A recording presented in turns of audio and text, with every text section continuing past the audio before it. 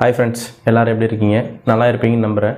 இன்றைக்கி நம்ம வீடியோவில் பார்க்க போகிற டாபிக் பார்த்தீங்கன்னா பெட்ரோல் ஃபஸ்ட்டு நமக்கு சொன்னதை நமக்கு எல்லாருக்கும் ஞாபகம் வருது பைக்கும் காரும் தான். ஏன்னா இதுக்கு தான் இது எரிபொருளாக பயன்படுது. அப்படி நம்ம பயன்படுத்துகிற பெட்ரோல் பற்றி தான் இன்றைக்கி நம்ம பார்க்க போகிறோம். பூமியிலிருந்து எடுக்கும்போது எடுத்தோடனே நம்மளுக்கு பெட்ரோல் கிடைக்குதானா? இல்லை. ஃபஸ்ட் நமக்கு கிடைக்கிறது பெட்ரோலியம், அதாவது பாறை எண்ணெய்.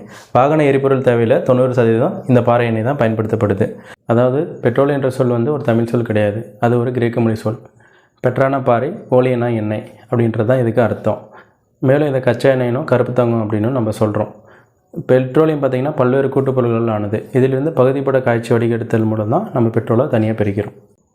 இப்போது பெட்ரோலியம் எப்படி உருவாகுது அப்படின்றத பற்றி பார்ப்போம். ஃபர்ஸ்ட் ஆஃப் ஆல் பெட்ரோலியம் என்ற ஒன்று நம்மளால் உருவாக்கவே முடியாது. ஏன்னா இது உருவாக பல ஆயிரம் வருஷம் தேவைப்படுது. பேசிக்காகவே இது புதுப்பிக்க இயலாத வளம். அப்படிப்பட்ட இந்த பெட்ரோல் எப்படி உருவாகுதுன்னா, பல ஆயிரம் வருஷத்துக்கு முன்னாடி வாழ்ந்த விலங்குகள், மரங்கள், மனிதர்கள் இது மூணும் இயற்கை பேரழிவின் காரணமாக மண்ணுக்குள்ளே புதைந்து போயிடுது. அப்படி புதைந்து போன விலங்குகள் மற்றும் மனிதர்களோட உடல்கள் டீகம்போஸ் ஆகிடுது. அப்படி டீகம்போஸ் ஆன உடல்கள் பாக்டீரியாவால் நொதிக்கப்பட்டு பூமியின் அடிப்பகுதியில் இருக்கிற வெப்பம், மேலே இருக்கிற பாறையோட அழுத்தம், இது ரெண்டின் மூலமாக வேதிவினை ஏற்பட்டு இந்த பெட்ரோலியம் உருவாகுது. இந்த பெட்ரோலியம் உருவாக பூமியின் அடிப்பகுதியில் இருக்கிற வெப்பம் பார்த்திங்கன்னா 177 டிகிரி செல்சியஸுக்கும் கீழே இருக்கணும் அப்படின்னு சொல்கிறாங்க. ஃபஸ்ட்டு பெட்ரோலியம் எப்படி உருவாச்சுன்னு பார்த்தோம். இப்போ பெட்ரோலியம் எங்கே கண்டுபிடிச்சாங்க அப்படின்றத பற்றி பார்ப்போம். இந்த பெட்ரோலியம் இப்போ ஈராக் என்று சொல்லக்கூடிய பாபிலோனியாவில் தான் ஃபஸ்ட்டு கண்டுபிடிக்கப்படுது. அன்றைய மக்கள் பெரிய கோபுரங்கள் கட்டுறதுக்காண்டி பூமியை தோண்டும் போது கருப்பு நிறத்தில் திரவம் கிடைக்கிது. அந்த திரவத்தை ஆரம்பத்தில் சிமெண்ட் பசியாகவும் கரையான அறுக்காமல் தடுக்க மரத்தூண்களையும் பயன்படுத்துகிறாங்க. நாளடைவில் இதனுடைய எரியும் தன்மையாக இருந்த மக்கள் தீப்பந்தத்திற்கு எண்ணெயாகவும் பயன்படுத்துகிறாங்க. இதுக்கப்புறம் தான் வடிகட்டுதல், காலம் மாற மாற வடிகட்டுதல் என்ற ப்ராசஸ் வருது. இந்த ப்ராசஸில் பெட்ரோல், டீசல், மண்ணெண்ணெய்ன்ட்டு நிறைய பொருட்கள் கிடைக்குது. இந்த ஒவ்வொரு பொருளும் பார்த்திங்கன்னா ஒவ்வொரு கண்டிஷனில் கிடைக்குது. உதாரணத்துக்கு பார்த்திங்கன்னா பெட்ரோல் 90லேருந்து 220 டிகிரி ஃபாரன்ஹீட்டில் கிடைக்குது. ஒரு நாட்டோட பொருளாதாரத்தையே மாற்றக்கூடிய அளவுக்கு சக்தி வாய்ந்த இந்த பெட்ரோல் பார்த்திங்கன்னா ஒரு காலத்தில் ஒரு கழிவுப் பொருளாக தான் பயன்படுத்தப்பட்டுச்சு. என்ன காரணம்னு பார்த்தீங்கன்னா, இது சீக்கிரமாக ஆவியாகக்கூடியது, ரெண்டாவது சீக்கிரமாக தீப்பற்றக்கூடியது. 19ஆம் நூற்றாண்டின் பிற்பகுதியில் ஆட்டோமொபைல் கண்டுபிடிச்சதுக்கப்புறம் தான் இந்த பெட்ரோலோட மதிப்பு அதிகமாகிடுச்சு. முதல்ல பெட்ரோலில் இயங்குகிற காரை 1885 கார்ல் பென்ஸ் என்பவர் தான் கண்டுபிடிக்கிறாரு. இதுக்கப்புறம் கண்டுபிடிப்புகளும் உற்பத்தியும் அதிகமாகுது. அதனால் பெட்ரோலோட தேவையும் அதிகரிக்குது, அதே சமயம் பெட்ரோலோட விலையும் அதிகரிக்குது. 1947 பெட்ரோலோட விலை 0.27 காசு தான் இருந்தது. அதுக்கப்புறம் பெரிய நெருக்கடியின் காரணமாக 1970 பெட்ரோலோட விலையை 1லேருந்து 2 வரைக்கும் ஏற்றுறாங்க. அதுக்கப்புறம் 2000 பார்த்திங்கன்னா 20லேருந்து 25 வரைக்கும் இருந்த பெட்ரோல் இன்றைக்கி 100 தாண்டி போயாச்சு. இந்தியாவில் பெட்ரோலோட விலையை தீர்மானிக்கிறது பார்த்திங்கன்னா ஆயில் மார்க்கெட்டிங் கம்பெனிஸ் தான்.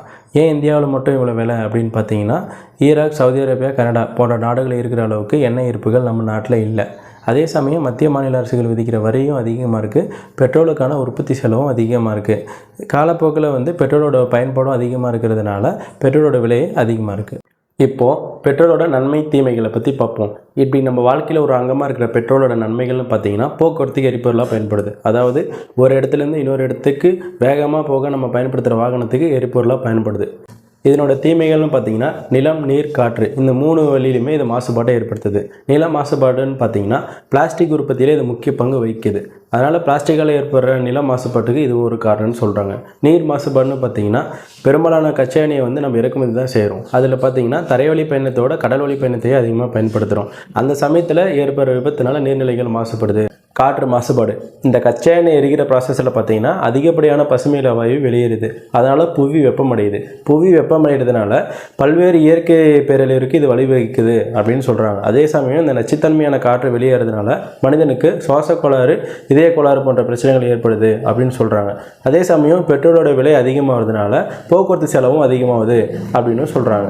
இந்த செலவை பார்த்திங்கன்னா நம்ம 2 வழியில் குறைக்கலாம். ஒன்று அரசாங்கம், இன்னொன்று பார்த்திங்கன்னா நம்ம மத்திய மாநில அரசுகள் ரெண்டும் இணைஞ்சு பார்த்திங்கன்னா பெட்ரோல் மீதான வரியை குறைக்கிறதுனால இந்த செலவை குறைக்கலாம்.